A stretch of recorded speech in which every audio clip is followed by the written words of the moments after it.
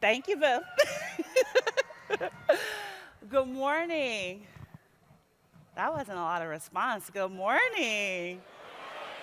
Okay. So I'm here to talk to you about lessons that I've learned while working in media. Where do I begin? It's actually no surprise that I ended up working in media. When I was younger, I devoured Word Up, Right On, J14 magazines. And when I was too old for posters on my wall, I moved on to Vibe, XXL, 17. When I turned on the TV and I saw Moesha Mitchell and Khadijah James, I saw myself. And so, when I graduated from high school, my goal was to be on the top of somebody's masthead. So, I took a pretty traditional path. I went to college, majored in journalism, moved to the big city to pound the pavement, and got my dream job. Now, the journey wasn't quite Devil Wears Prada, because that's a lot of people's reference for journalism. So it wasn't quite Devil Wears Prada. I liked my bosses, and I wasn't working in fashion. I was working in health and relationships instead.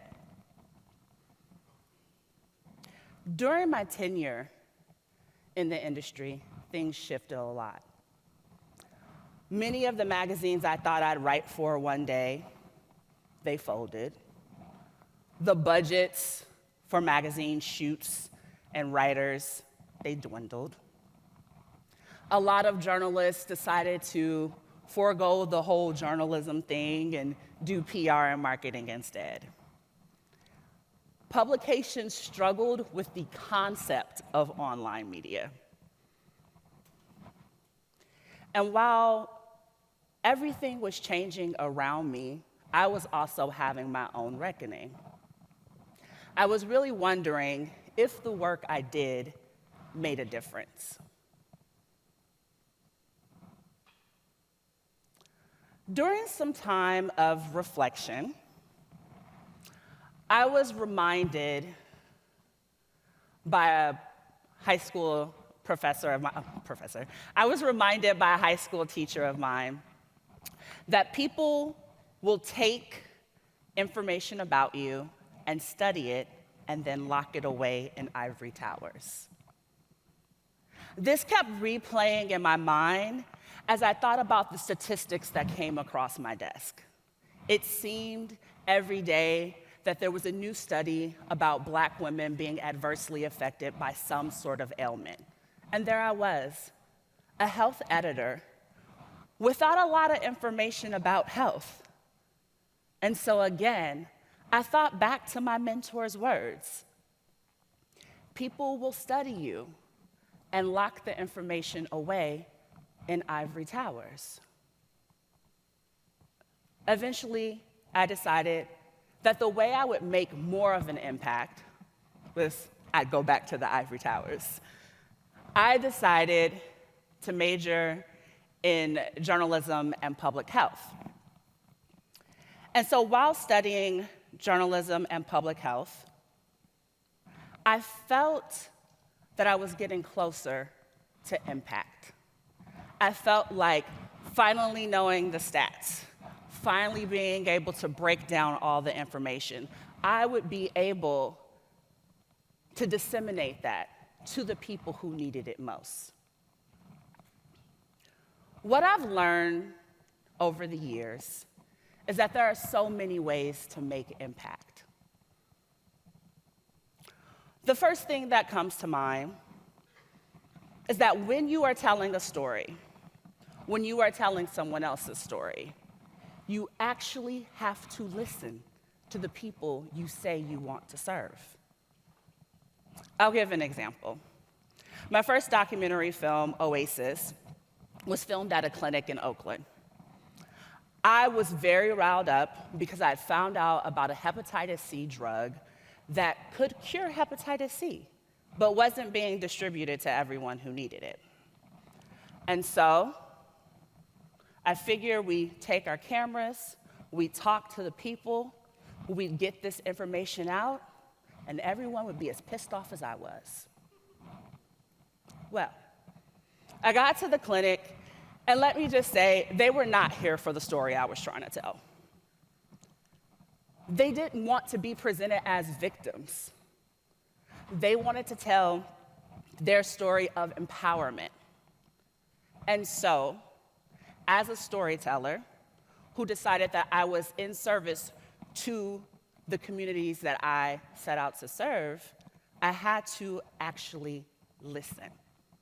It took some stepping back, but ultimately, the story came out far better. Throughout time, I've also realized that impact is not just made when telling someone else's story. In my early 30s, I was diagnosed with PCOS, polycystic ovarian syndrome. And there were so many things that went through my mind as a doctor was rattling off different information to me. And I remember going from not so sure if I actually wanted to have children to being like, oh my God, what am I gonna do? I decided that I would freeze my eggs and that I would blog about it. So I wrote about the process on Medium and Instagram, really just needing a place to vent. And in return, so many people sent me messages about how important it was for them to see a Black woman speak so openly about her struggles with fertility. I realized that telling my own story had value.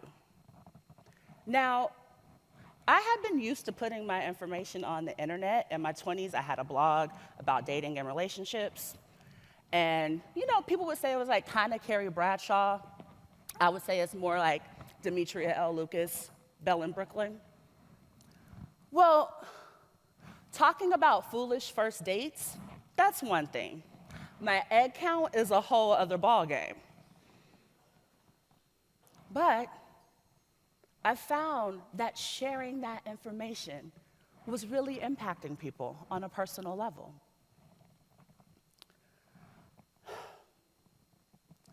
That experience actually led me to start my own platform, my podcast that I've launched and relaunched, fertility, mothering, and other things. And in that space, I could have just sat and shared my ideas about my fertility and my journey every day. But I decided it would be more important to share that space with other people. And so on the podcast, we have women sharing their stories of infertility, sharing their stories of the joys of childbirth. We also have people who have shared experiences where they weren't treated well within the medical establishment and how they learned to advocate for themselves. We even have folks talking about the significance of doulas. It's a really important space, and what I've learned in it is that when you have a platform, it's important for you to share it. And now I know a lot of you here may not actually be in media. So you're like, what does any of this have to do with me? Well, one of the more significant things that I've learned that I think about often is actually something that comes from earlier in my time in media. Let's rewind a little bit to that whole Devil Wears Prada but not era. There were so many events and spaces that I couldn't necessarily get into. I was an editorial assistant. I wasn't the top of anybody's list for anything. But I really wanted to go to the parties, mostly because there was food and liquor. Shout out to Lupe. And what I learned once I got into those spaces was that there was so much networking happening. And so if it weren't for my higher ups inviting me into the space, or my peers who had a little bit more clout saying, hey, come on, you can come with me, I would have never gotten access to the people and places that ultimately helped me advance my career.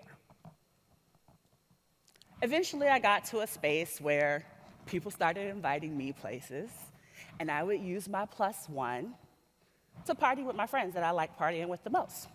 It's perfect.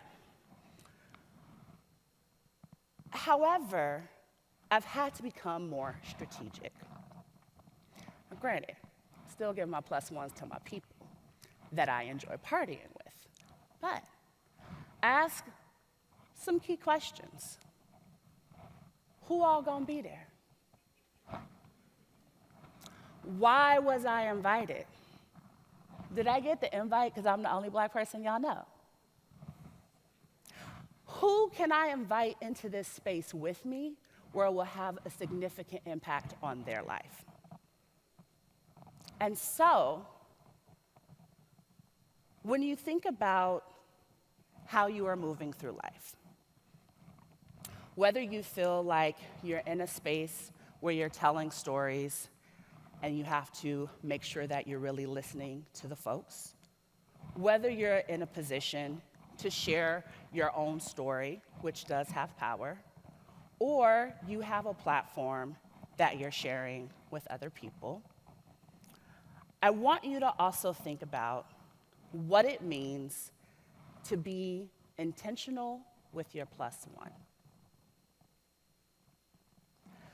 One of the most powerful things you can do is to be intentional with your +1, because creating access and impact is not just about the stories that you tell out, it's also about the people that you invite in. Thank you.